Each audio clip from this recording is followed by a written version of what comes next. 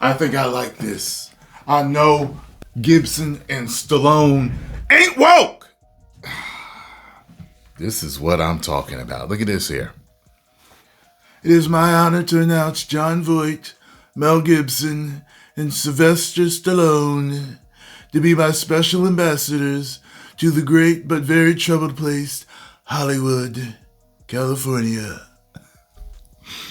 They will serve as special envoys to me for the purpose of bringing Hollywood, which has lost much business over the last 4 years, to foreign countries, back bigger, better, and stronger than ever before. These three very talented people will be my eyes and ears, and I will get done what they suggest. It will again be like the United States of America itself, the golden age of Hollywood. Make Hollywood great again. I've been saying make entertainment great again. Man, you know how happy I am? I'm very happy. Now, check this out here, see what the news has to say. Get some extra details on this. I know you're happy. Tell me how happy you are, folks. President Biden took time in his final TV interview to address the changing media landscape. If the decision is made that the multi-billionaires, the super wealthy, the wealthiest people in the world. You mean like yourself, sir? But I don't think he's a billionaire, is he? I think he's just a multi-millionaire, right? Begin to control all the apparatuses from the media to the economy. They already do. Then who do I get to fight back for me? Fox News contributor Joe Concha is literally paid to watch interviews just like that. And Joe joins us now. Joe, isn't he complaining about that same billionaire media class that was completely in the tank for him for years and years, all up until he debated Donald Trump in June? Wow. Todd, I lost because the media was dead set against me on my bingo card this morning, but there it is, Todd and Carly. Look, he talks about the concentration of power. The soon-to-be ex-president Joe Biden said this on MSNBC, a network that will not allow even one pro-Trump voice on its air. Wow. Remember Ronna McDaniel? She was there for about 48 hours before the inmates ran her out of town. This is the Baghdad Bob of news networks. And look, the concentration of power exists on the left. All right, it's ABC, NBC, CBS, PBS, NPR, the Washington Post, the New York Times. I'm pretty sure it's not on the right. And here's the reason why Joe Biden, his handlers, would not allow him to hold a solo year-ending presidential power-ending press conference, as is tradition. Even with just days remaining, his handlers shield him from the press to the end, even though the country and the world knows that his brain has basically turned to applesauce years ago, and that's the reason why. And this is why he's leaving office, guys, as the most unpopular president of in all polling time history since Richard Nixon, who had to resign. Wow. He is the absentee president. Wow. For many Americans, Donald Trump's inauguration cannot come quickly enough. Yeah, his final message is that he's worried about a small group of super wealthy people that all have the same ideological perspective and want to control what we say. We literally already have that. If you remember COVID-19 and Jen Psaki. I'm like, you already have that? That they were flagging controversial posts on Facebook, concerning posts on Facebook, and telling them to take them down. Joe Biden is the ringleader of all of that. So we already have it. He is dead center in it. So that is in the past. Let's look towards the future. And this is a pretty interesting idea that President-elect Trump announced yesterday. He said he just named Mel Gibson, John Voight, and Sylvester Stallone as special ambassadors to Hollywood.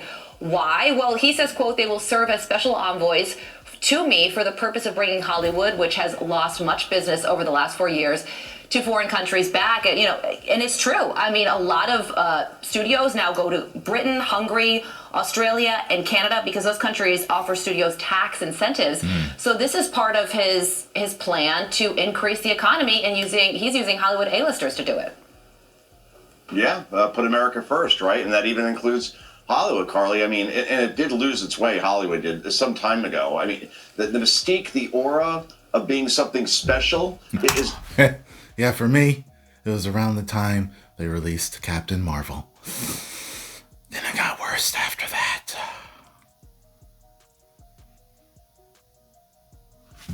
Long gone. And we know this because an animated film, Inside Out 2, which I'm not sure you saw with Brock, your young son. I saw it with my kids. Brock Lesnar! That was the #1 movie of 2024, like going away in terms of box office. It was like a mixture of Paul Heyman and Vince, the way I did that. Gross. So, look, the celebrities came out in droves for Kamala Harris. It didn't move the needle 1 inch. Those pious lectures from the Ben Stillers and the Jennifer Lopez's of the world had zero impact. So this is a shot at that as well. But overall, yeah, Hollywood needs to do business in the United States again instead of outsourcing. Hear that whole thing about Usher not being followed by Justin Bieber anymore? Watching on Candace Owens, I'll have to check it out. I guess that means something. Probably Diddy connected. Endorsing it like so many other countries has. Donald Trump recognizes this, and this is a symbolic move, sure, but it sends a message. Let's make movies in America again. Let's make America great again, even as that pertains to the silver screen. And just to be clear, Let's make Hollywood movies great again. we want to double back on something we did in the tease. Make Hollywood. It's funny, a director got in touch with me, asked me, was I doing anything? Did I have any projects under my belt? I was like, listen, I told my agent not to send me any more, I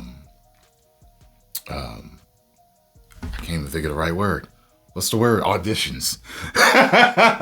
Not to send me any more auditions if the show or the movie that you send it, it is woke. Don't. I'm not going to be in anything that the fans hate. I'm not going to be in anything that is inauthentic to what the fans love. I don't want it and I don't need it. I'm already a mainstream entertainer. YouTube has overtaken Hollywood and everything else as the mainstream entertainment in the world.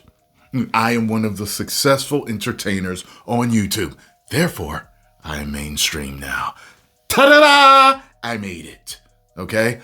I don't have to make any big budget movies for the rest of my life. Ever. I will only do independents as long as I am being faithful to what fans love.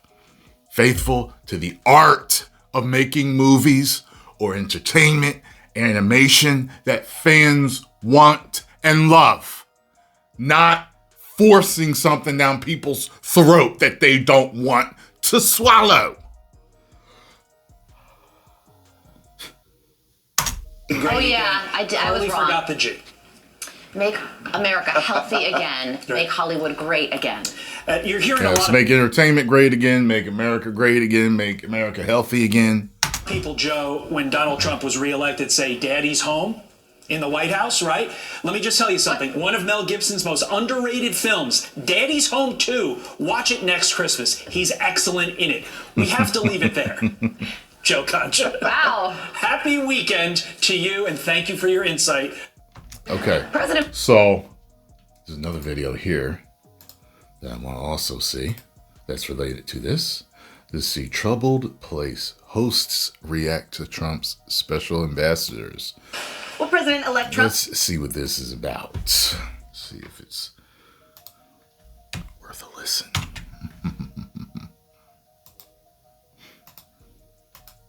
Well, President-elect Trump has a plan to save Hollywood. He just appointed 3 big-name stars to be special envoys to Tinseltown to help boost business. Writing on Truth Social, quote, "It is my honor to announce Jon Voight, Mel Gibson, and Sylvester Stallone to be special ambassadors to a great but very troubled place, Hollywood, California. They will serve as special envoys to me for the purpose of bringing Hollywood, which has lost much business over the last 4 years to foreign countries, back. Bigger, better, and stronger than ever before with the golden age, not capitulating to the CCP's demands in terms of marketing. And we all saw when Top Gun 2 all of a sudden disappeared a Taiwan patch from Maverick's coat and the like, right? And also tailoring films to the Chinese audience. What do you think? So Hollywood is probably the country's biggest propaganda reinforcer. So I think this move is crucial. And I'm going to give some credit to my friend Jesse Kelly, who's a radio host, and he has the sky is green theory. And so basically this theory goes as such. You have a politician come out and say, you know what, I know we've been saying the sky is blue, but it's actually green if you really look up. And then you have the government pushing out, research and science. The CDC issues guidelines. You have scientists going on TV and saying, I have 1,900 PhDs. The sky is green. You have Hollywood going out and it's Angelina Jolie's dad. I want to see what her mom looks like because she looks nothing like him. See the sky is green in the backdrop of movies and on sets. That right there. Out of all the stars out there, period, point blank, other than Bruce Lee, I like the pattern, that man right there. Look at him. Look how good he looks for his age. Still going at it. Standing 10 toes down. Ain't no punk bitch. Ain't down with all the woke garbage. Love this dude. Love to be in something with him. You have athletes come out and say, the sky is green, buy my favorite Nikes. Your kids would have to say the sky is green to get passed through grade school. And then by the end of it, half the country would believe the sky is green. And that's how the propaganda machine works. And I think that just summarizes it so succinctly. And Hollywood's the biggest reinforcer of that. So I think it's smart of President Trump to recognize this issue and to send some of those reinforcements to try to, push for change. So, Kaylee, does this mean that Christian conservative actors will no longer be canceled and that those movies will shine bright? Probably not. I certainly hope so. If I was a leftist in Hollywood, the first thing I'd do is, or anyone in Hollywood, because they all tend to be leftist, I'd bring in Sylvester Stallone, I'd bring in Mel Gibson, I'd bring in these people and say, what are we doing wrong? Because we look at the money that Disney lost in the wake of some of their woke decision-making. You look at what happened to Bud Light, and then you look at Sound of Freedom, to your point, Emily, which beat Indiana Jones. You look at... Yeah, when there was certain movie reviewers here on YouTube talking about I'm not reviewing it, I was thinking something was super up. I was like, what are you in cahoots with? Or what are you afraid of? What's your line of thinking on this? Makes me wonder. Things like Top Gun, which despite the faux pas you mentioned, did extraordinarily well. The movie didn't preach anything bad. It was about saving children. Like, what? Movies doing well are the ones represented by the ideology of the folks on your screen. So bring them in, Hollywood.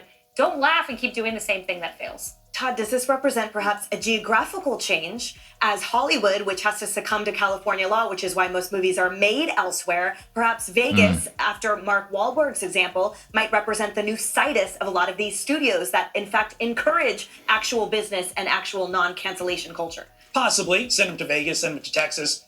I think there's something completely different going on here.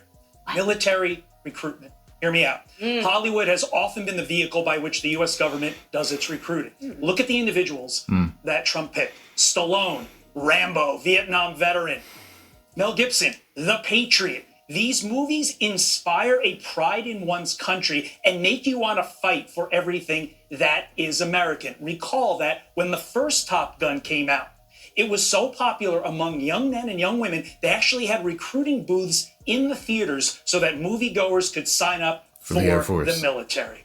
This all goes hand in hand with Pete Hegseth's goal. No, he was in the Navy, wasn't he? I think He was in there's the something Navy, else right? at play here by the virtue of the individuals he picked. He didn't pick Wait, Vince was he in Vaughn, the my Navy favorite or actor. Air Force? Vince Vaughn is arguably remember conservative, right? He's out there, he's funny, but he's not a military, although he has been in some. He picked Rambo I think it was Air and The Force. Patriot. That tells you something. What a great point. I was Big one of the Vince people. Vaughn guy. William Wallace. Yeah, I was one of the people that wanted to become a fighter pilot after Top Gun. Totally. And actually, that's See what that totally, Emily, 100%. 100%. Yeah. But like you said, I mean, that's what Pete Hegseth said. Remember on the Sean Ryan podcast where he said, yeah, get the guys that made Maverick. Shit, I didn't. I thought it was a great movie, though. To make the U.S. Navy recruiting videos. Let's start there. Yeah, I kind of interpreted this as a bit of an artful troll from Trump treating Hollywood as like a hostile foreign adversary that needs actual government intervention. But the Adversary. I've never heard anyone say it like that. I've always heard adversary.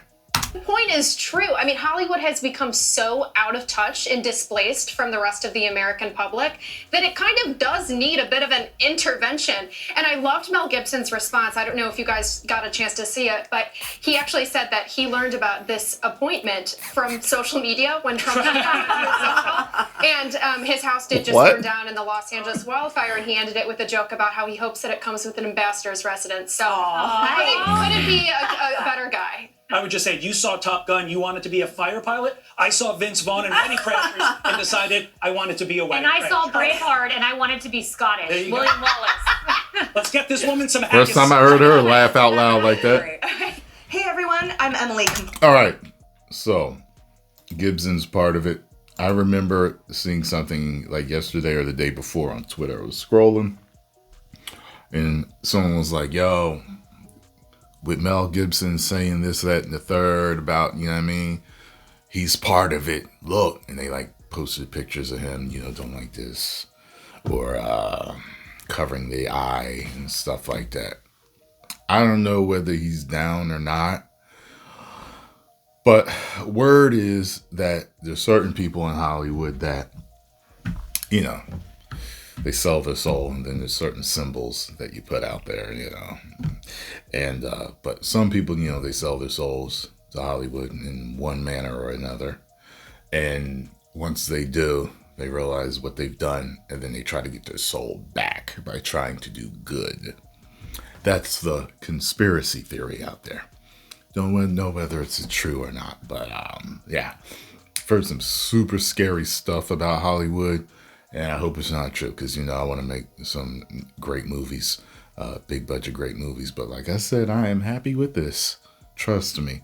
If all that you're going to do is push propaganda and shove stuff down people's throats. And I know. Yes, there's always been propaganda in one form or another in movies. Not in all movies, but yeah, I know what you're talking about. But yeah, and I would never sell my soul because what? No! My soul belongs to the creator of this universe. That's it. No one else. And I ain't doing it just to get some money and extra bitches just to go to hell or something like that. No! Post your comments down below. Let me know what you all think. If you enjoyed my thoughts on this, make sure you hit the like button, subscribe, and share. 10 million subscribers. Woo! Bring it home, Trump! Voight, Gibson, and Sylvester Stallone, my favorite guy of all time, you know.